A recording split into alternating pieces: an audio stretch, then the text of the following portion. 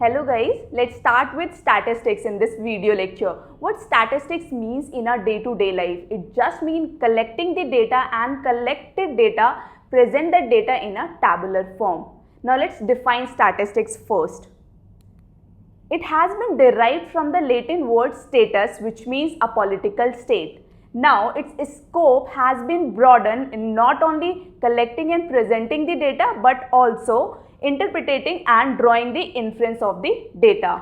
Nowadays, statistics deals with collecting the data, organizing the data, analyzing the data and interpreting the data.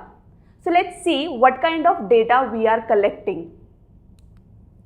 We are collecting two kinds of data, primary data and secondary data. What do I mean by primary data?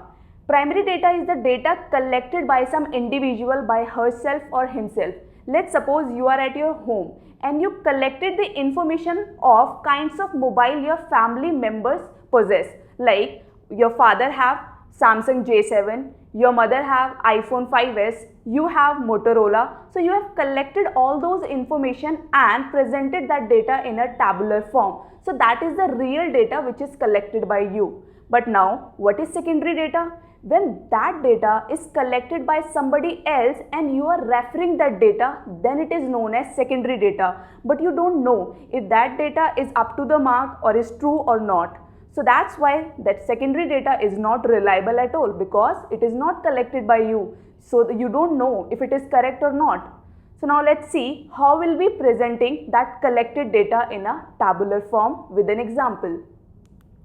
This example says, consider the marks obtained out of 100 marks by 30 students of class 9th of a school. So these are the marks which are obtained by 30 students out of 100 marks, 10, 20, 36 and up to 88. Now what you have to do?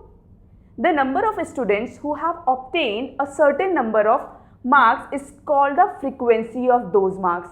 And what is frequency of marks? Let's understand. For instance, 4 students got 70 marks, means 4 students obtained 70 marks. So that 4 will become the frequency of 70 because 70 has been obtained 4 times. Now, to make the data more easily understandable, what we'll do? We'll present this data in a tabular form. And how are we going to represent that? Let's see. This is the tabular form.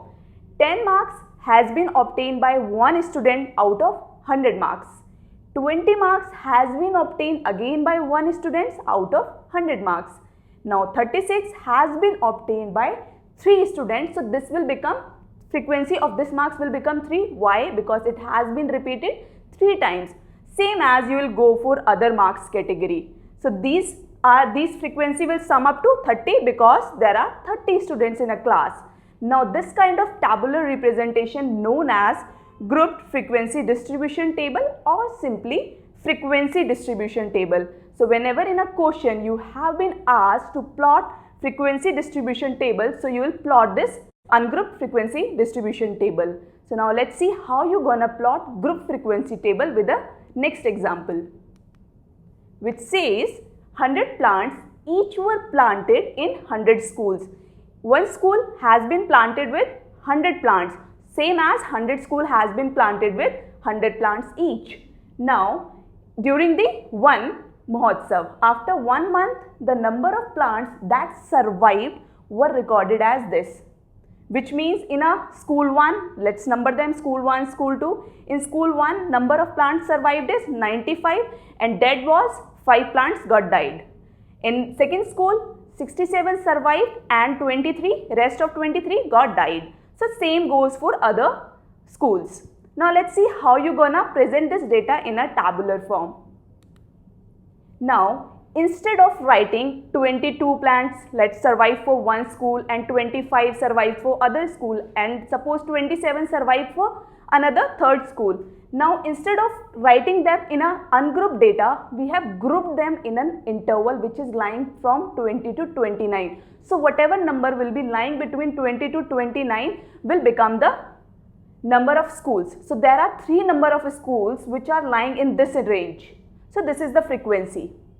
Again for 30 to 39 there are 14 schools who has plants in this category. Same goes for other intervals, 90 to 99. So when you sum all these number of schools, so this will make up to 100, because you know in the data it has been given that there are total number of 100 schools and each school has been planted with 100 plants, and this data shows you plants survived in that school.